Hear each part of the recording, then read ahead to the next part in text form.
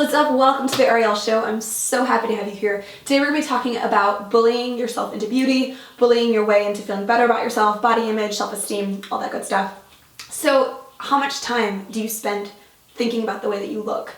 For me and a lot of people that I've talked to, it takes up way more headspace than I would like to. I like to think that I have some big stuff to do in this world, and if I'm just hyper obsessing over how I'm not meeting the beauty standard, that to me seems like a waste of my heart. That seems like a waste of being a human being to me. And there's been some things that I've been learning and thinking about that I really hope are helpful to you guys. And I want to start out by just talking about the beauty standard. So that is one way to look at beauty. That's one version of beauty, but there's another one I'm going to be telling you about in a second. But first, let's talk about this one first obvious beauty standard, the one that we all know and love and hate. And that's the one that we are reminded of a million times a day through billboards and advertisements and magazines and online and blah, blah, and everywhere. We know that we're supposed to look friggin' perfect.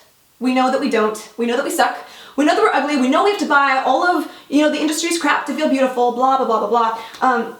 I feel like the message is just a little over the top now. Like, I know that if I want to be a sexy woman in America, I have to be a Victoria's Secret model. I have to be tall and blonde and tan and big boobs and be really skinny. Like, I know this big list of requirements that I have to meet in order for me to finally feel good about myself. And that standard, this whole list of qualities that society has made very clear to me that I need to meet and made even more clear that I'm not meeting, that list is completely irrelevant.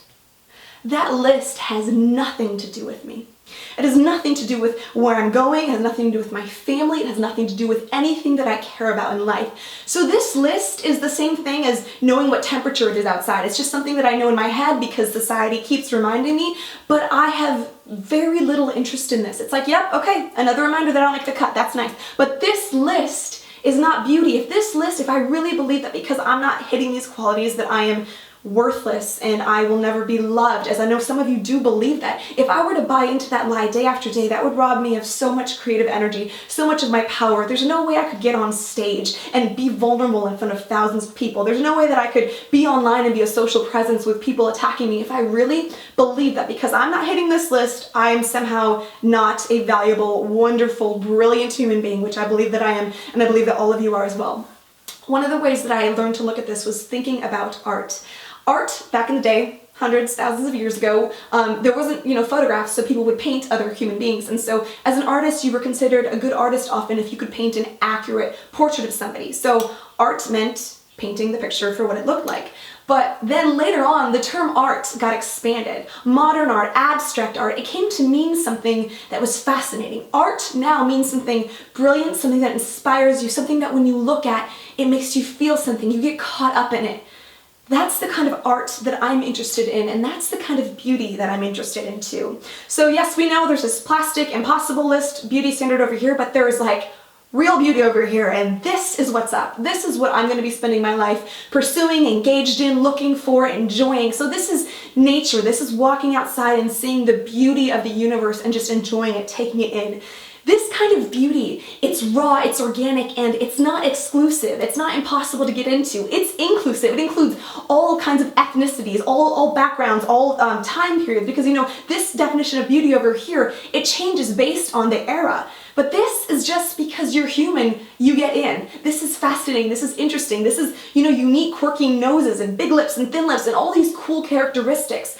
And when I train myself to value this kind of beauty, it's very powerful. When I train myself to appreciate that beauty, I can turn that same way of thinking back toward myself. So that way when I'm looking in the mirror, I'm not thinking, oh hey Ariel, you missed the cut in all these areas. I'm not thinking that. I'm thinking, oh hey, you've got a lot of good things going for you. You're human, you get a chance at life, you're fascinating, you have a lot going on just because of your spirit, because of your character. I can smile and I can make people's days brighter. I can look people in the eye and have a human connection with another human being. You guys, that's what I'm interested in. That's the kind of beauty that I'm going to be spending my time in my lifetime investing in rather than this over here. Okay, so what do you do if you genuinely find yourself thinking about a body part, or maybe your whole body or your face that you hate? Like, that sucks the life out of you. I know it's that tape that plays in your head. It's that voice screaming at you all the time telling you that you're not good enough. Like, sometimes you don't even need society to tell you because there's a voice inside of you screaming at you. I am an advocate for making peace with your body and with the way that you look, but I know that there are some times where you genuinely want to change something, and sometimes you can't. But when you can change something about your body, I think weight is a good example. Sometimes your weight, you can approach it in a very destructive way, and the voice inside of you is trying to get you to change by screaming, tormenting, punishing you, telling you all day long what an idiot you are because you haven't lost the weight yet. When you're even giving an effort, running on the treadmill, the voice inside is telling you you're not running fast enough. It's punishing you. It's doing all the wrong things to try to get you to change. And that's not going to work. That's a very awful way to live. It's a very hateful thing to do to yourself, to bully yourself into beauty. And I don't want you to try to bully yourself into meeting this impossible beauty standard. I want you to kind of get your stuff together in a year and to learn how to love yourself. And from that place of love, bring this really cool, really vibrant energy to change. So if you do decide, you know what, I'm done letting this weight kind of keep me where I am. I really want to move forward. I want to be healthy. I think that if I lose weight, I'm going to, live a better life, be more vibrant, feel more like myself. If you want to do that, bring a really powerful, positive energy to it. Your intention here, your energy, this matters. This is important. You cannot beat yourself up along the way, because even if you were to, magically be your ideal weight, if you still hate yourself on the inside, like, what have you gained? So you need to approach yourself lovingly. This needs to be a really good, feel-good process. Compassion. Compassion is what this is all about, and I have a tip for you guys if you want more self-compassion in this area. Sometimes I'll wake up in the morning and I will look myself in the mirror, no makeup, hair's a mess, maybe I've done a show the night before and like my skin's it's a mess. A lot of times I'm a mess, I'm sure you are too. And it's very easy for my mind to quickly fire off at me everything that is not right with me. And I have learned to think of someone that I really love, like a certain girl that I really care about, and I picture this girl just fluttering about in the world, just being herself, just inspiring everybody, just like she's just wonderful. I want everyone just to love her and enjoy her, and I want her to feel so good about herself. And I just picture her just doing her thing, saving the world, being just freaking awesome. And if I were to picture her waking up every morning and just beating herself up, you guys, that breaks my heart. I'm just like, no, not you. You have so much going for you. You're wonderful. Just embrace that, live in that. And I see that so clearly for her. Once I get that kind of clarity, all I do is I just turn it right back around and I direct it towards myself. And you guys, this works in a lot of ways. If you have a little sister that you love, if you have a best friend that you see so clearly for them, don't waste your time on this. Don't worry about it. Turn that same energy around towards yourself and just be like, wow, I have a lot more to offer the world.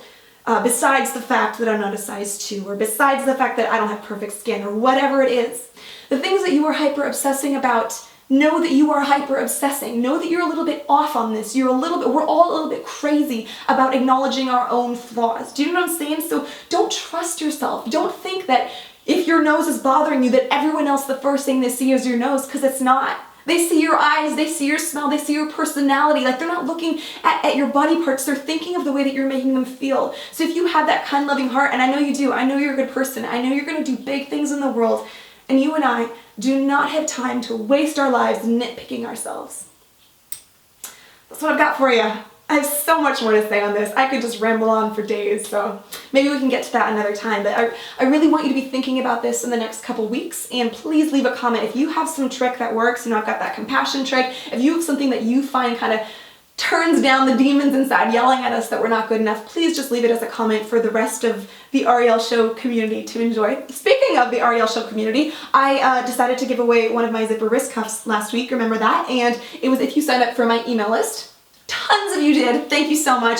Adam Rogers was the lucky name picked out of the hat, so you, Adam, are going to get that zipper wrist cuff. And I just want to thank all my wonderful patrons on patreon.com. You guys, you were the ones that made this episode happen. So if this episode helped you, you guys are the ones that made it possible. This episode idea was suggested to me, and you guys are helping everybody else who can also benefit from hearing the words that this episode has to say. So I love you forever from the bottom of my heart. Thank you. Love all of you guys. I hope you just have the best week and you turn some compassion towards yourself this week. Love you.